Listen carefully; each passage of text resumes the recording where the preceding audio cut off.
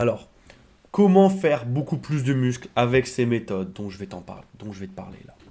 Ces méthodes-là, il y en a trop, tu sais, sur les réseaux qui disent oui, fais de la contraction volontaire, du tempo, etc. C'est des choses bien.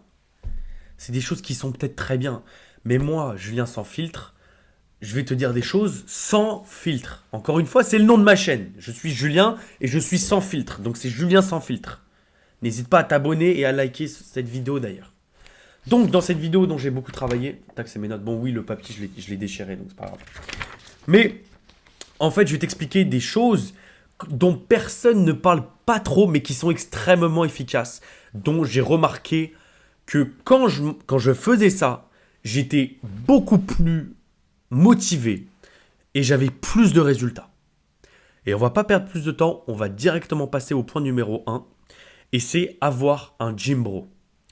Alors, il faut que tu t'entraînes avec un mec passionné comme toi. Avoir un gym bro, c'est pas simplement avoir un inconnu avec soi. C'est avoir quelqu'un qui te ressemble, avoir quelqu'un qui a à peu près les mêmes objectifs physiques que toi. C'est-à-dire être énorme, avoir un physique esthétique, massif. Bref, être une bête, avoir un physique que les gens veulent voir. Des gens veulent. Tu vois, les gens sont contents de voir, sont excités de voir, tu vois. Donc, trouve-toi un gym bro. Et en fait, avoir un gym bro, c'est juste trop bien. Moi, j'ai un gym bro, on se hype ensemble, on s'entraîne ensemble, on va tous les deux à l'échec ensemble. C'est quelque chose d'extrêmement productif d'avoir un gym bro. Et donc, comme je te l'ai dit, si je baisse les yeux d'ailleurs, c'est juste pour regarder mes notes, hein. Mais donc, il faut que tu trouves un gym bro qui est sur la même longueur d'onde que toi, qui a la même vibe, encore une fois. Un gym bro, c'est quelqu'un où tu vas partager plein d'émotions avec. C'est quelqu'un avec qui tu vas avoir une connexion profonde. C'est pas juste quelqu'un que tu vas dire excuse-moi, est-ce que tu peux me spotter pour cet exercice-là et ensuite au revoir. Non, non, un gym bro, c'est un partenaire. C'est quelqu'un, hop, tu lui envoies des messages en mode écoute frérot, à 14h je suis à la salle de sport. Ah ouais, cool, nanana. Moi à 13h je suis à la salle de sport. Moi à telle heure je suis à la salle de sport. C'est vraiment quelqu'un qui est comme ça. C'est vraiment quelqu'un où tu peux c'est vraiment quelqu'un où tu peux, voilà, tu peux faire du sport avec lui. C'est quelqu'un qui va, tu peux faire du bruit, tu vois, tu peux être essoufflé, tu peux transpirer avec lui, il s'en fout, tu vois. C'est quelqu'un qui va te pousser, c'est quelqu'un qui est sur la même longueur d'onde que toi. C'est quelqu'un avec qui tu peux avoir des discussions très intéressantes, très profondes avec, d'ailleurs. C'est pas forcément quelqu'un, moi, mon gym bro, c'est pas forcément quelqu'un que je respecte que pour le sport. C'est quelqu'un avec qui euh, on est allé voir des matchs de foot ensemble, on est allé boire des verres ensemble, tu vois, c'est quelqu'un avec qui je traîne, hein, littéralement, c'est quelqu'un avec qui je passe du temps avec. Aussi, pour revenir sur un petit cours que tu sais déjà, pour faire du muscle, il faut casser sa fibre musculaire, il faut casser, il faut déchirer sa fibre musculaire. Il ne faut pas se déchirer le muscle, il faut déchirer, il faut casser de la fibre musculaire pour que le muscle se reconstruise avec, tu vois, se reconstruise plus gros pour être plus résistant à l'effort. Et donc pour ça, il faut pousser lourd, enfin pousser lourd. Il faut pousser dur, on va dire, pas besoin de pousser lourd, il faut pousser avec du stress, d'accord. Il faut stresser son muscle, il faut pousser avec du stress mécanique. Et aussi, il faut faire de la surcharge progressive, d'accord. Mettre de plus en plus de poids au fil du temps ou faire de plus en plus de répétitions au fil du temps. C'est quelque chose d'extrêmement dur. La surcharge progressive est quelque chose d'extrêmement dur, surtout au bout de quelques années. Moi, voilà, ça va faire ma quatrième année maintenant en septembre. Ça va faire ma quatrième année. Ouais, ça passe vite. Ça va faire 4 ans maintenant que que je suis à la salle de sport en septembre là. On est le 2 septembre, donc ça tombe bien. Ça fait 4 ans maintenant. Quelque chose d'extrêmement dur. C'est quelque chose qui n'est pas anodin. Au bout d'un moment, la surcharge progressive devient extrêmement compliquée. Ça devient extrêmement fatigant, extrêmement pénible, et au bout d'un moment, limite, tu n'y arrives plus. Au bout d'un moment, tu stagnes. Au bout d'un moment, ton muscle ne veut plus aller là-bas. Ne veut plus, frère. Il veut plus prendre du poids, frère. Il veut plus aller.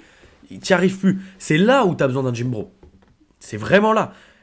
Et donc, c'est là où tu as besoin de quelqu'un pour te pousser. Et d'ailleurs, si tu le remarques, tous les grands athlètes la très grande majorité des grands athlètes, des grands bodybuilders, s'entraînaient avec quelqu'un. La grande majorité des athlètes, que ça soit des mecs du football, des mecs de l'athlétisme, des mecs de la natation, ou des bodybuilders, des powerlifters, la grande majorité de ces athlètes-là s'entraînent avec quelqu'un. Que ça soit un coach ou un partenaire d'entraînement.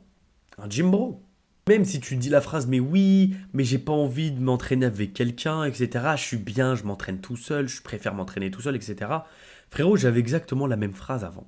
Mais en fait, t'as envie de t'entraîner tout seul parce que les seuls amis auxquels tu penses pouvoir t'entraîner à la salle, c'est peut-être des Mongols, hein. Enfin, si on est honnête, j'ai pas envie d'être méchant avec tes potes. Mais moi, en tout cas, mon gym bro que j'ai à la salle de sport, etc., mon pote, j'ai envie de m'entraîner avec lui. J'ai envie de m'entraîner avec mon gym bro. Parce que c'est un mec, putain. Enfin, faut le suivre. C'est un mec sérieux. Voilà, je m'entraîne avec des gars sérieux. Pas avec des merdes. Avec des gars sérieux. C'est un mec, c'est un mec qui est très sérieux. C'est quelqu'un avec qui on va pas commencer à faire les Mongols, etc. Même si on peut se taper des barres entre deux séries, il y a du sérieux derrière. Même j'ai d'autres amis à la salle de sport, etc. C'est moins mes gym bros, c'est moins mes partenaires d'entraînement, mais c'est des gens qui vont pouvoir m'aider avec des séries, etc. C'est des gens très sérieux qui vont me pousser, tu vois. Et c'est des gens avec qui j'ai envie de m'entraîner. C'est des gens où, voilà, maintenant j'ai plus cette phrase de dire ah, mais oui, mais je préfère m'entraîner tout seul. Non, pas du tout. Et même, par exemple, si tu as cette image, tu sais qu'il y a des gens à ta salle de sport qui s'entraînent à deux ou à trois et qui font du bruit, tu les vois, c'est un peu les gogoles de la salle, etc. Tu sais, les gens leur pointent du doigt. Tu sais, les gens, ils vont critiquer tout et n'importe quoi aujourd'hui, hein. Et donc, si dans ta salle de sport, il y a ce mec et cet autre mec qui s'entraînent ensemble, qui font du bruit, qui font les ouaves, etc. Et t'es là en mode, putain, c'est vraiment des cons, c'est vraiment des neuils, etc. Mais mec, ces gens-là s'amusent plus que toi à la salle de sport.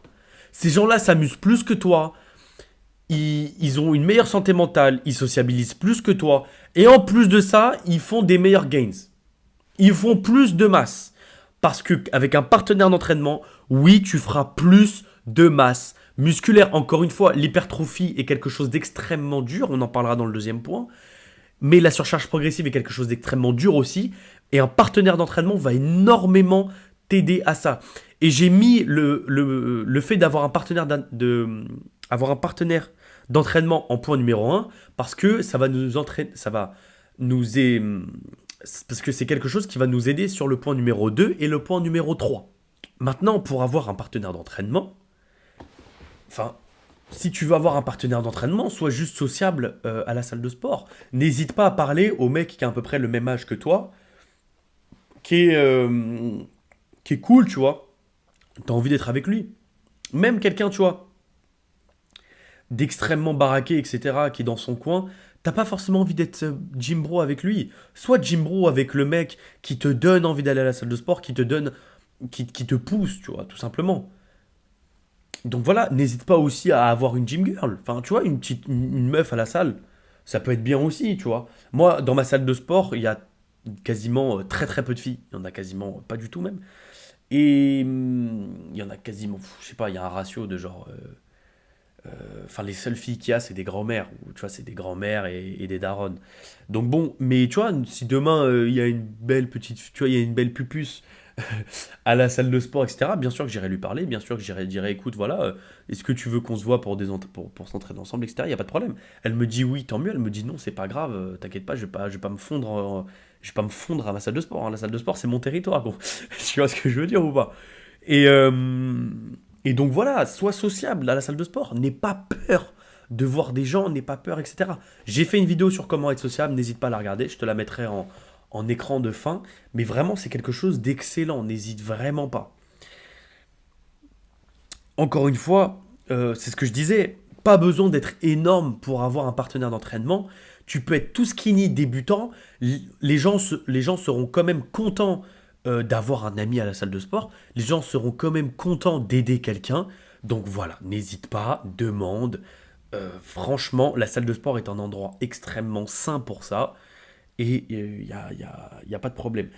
N'hésite pas aussi, une fois que tu as ton partenaire d'entraînement, n'hésite pas à le façonner entre guillemets à ta manière Moi, par exemple, mon partenaire d'entraînement, au début, je n'hésitais pas à lui dire, ok frérot, voilà, quand je suis sous la barre, etc., sur les dernières reps, juste tu m'aides un tout petit peu, tu m'aides à la montée, tu m'aides à la descente, et vraiment, même quand je n'arrive plus à pousser, tu m'aideras encore, tu vois.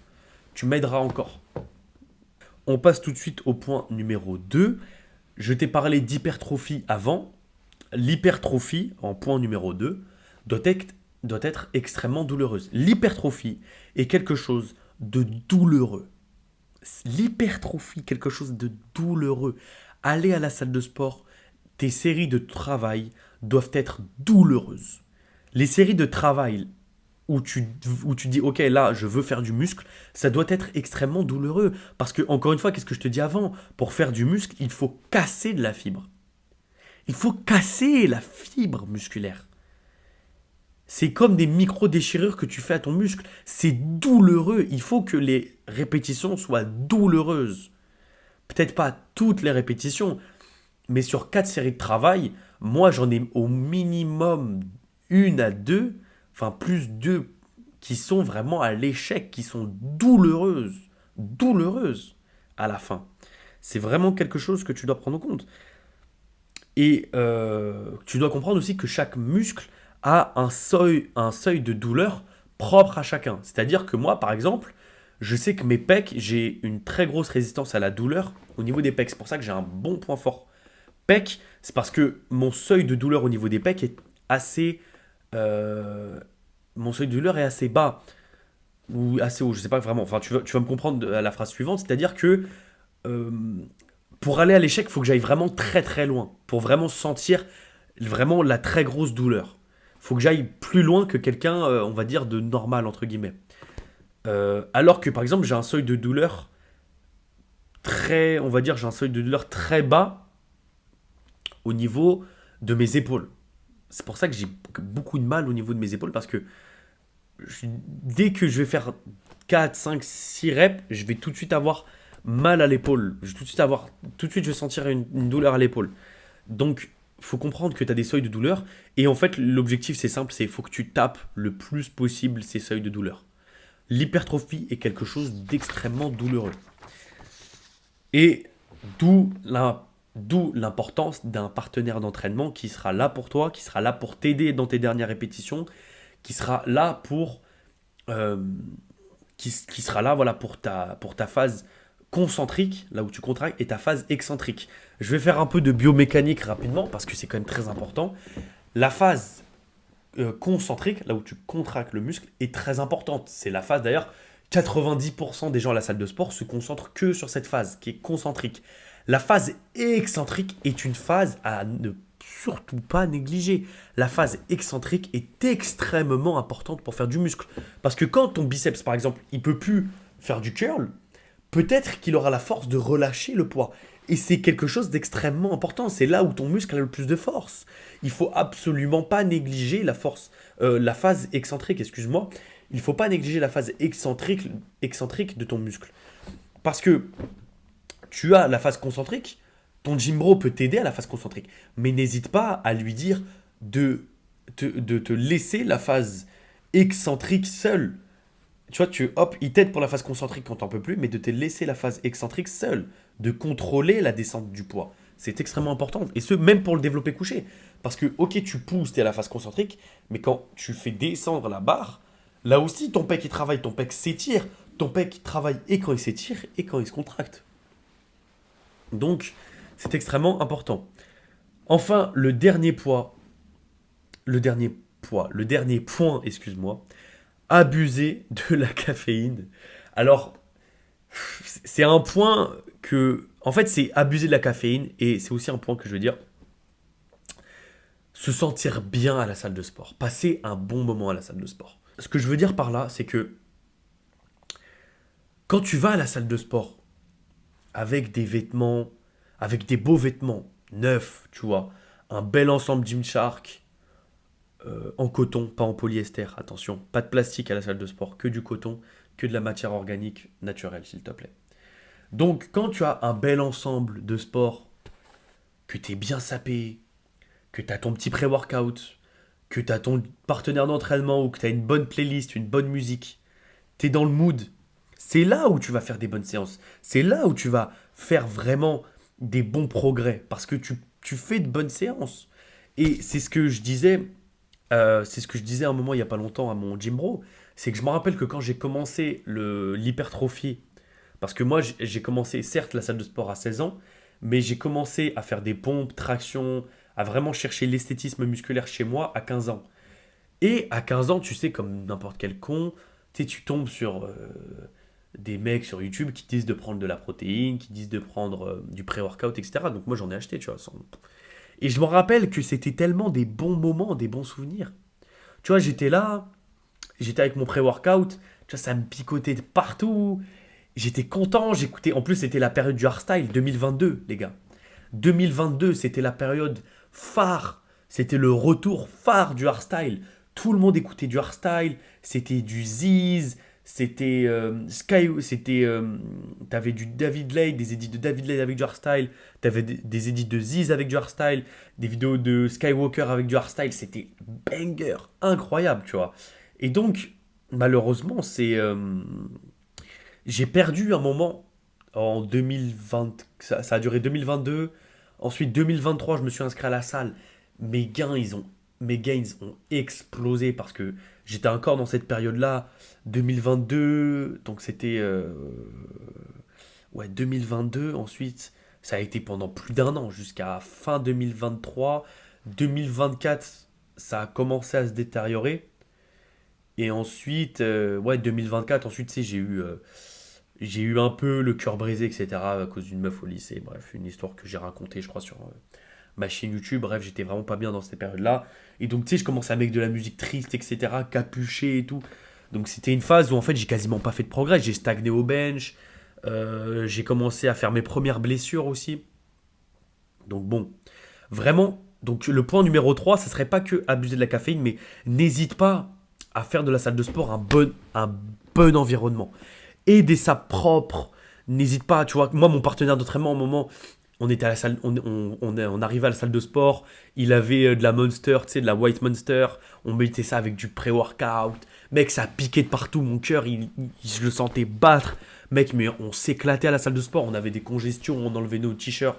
On posait devant le miroir, devant tout le monde. On en avait rien à foutre, tu vois. Et donc c'est quelque chose vraiment que tu dois mettre en place. N'hésite pas à t'amuser à la salle de sport. Amuse-toi à la salle de sport, vraiment. Abuse de la caféine. N'hésite pas à t'acheter des putains de sapes à la salle de sport. Sois propre, beau gosse, drague là-bas, vraiment. Kiffe ta vie, je te jure. Donc voilà, c'était vraiment les 3 points qui m'ont...